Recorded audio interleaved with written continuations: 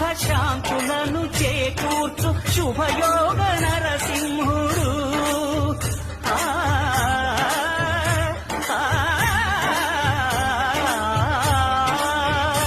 సుఖ శాంతులను చేకూర్చు శుభయోగ నరసింహుడు.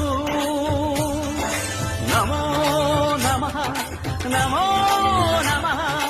నమస్కరించెను నాలుగు దిక్కులు, నఖముల వెలుగుకు మ్రొక్కెను చుక్కలు. గోపుర రూపము దాల్చినది ఆ దివ్య సుదర్శన చక్రము, మంగళహారతులిచ్చినది మహాకాల చక్రము.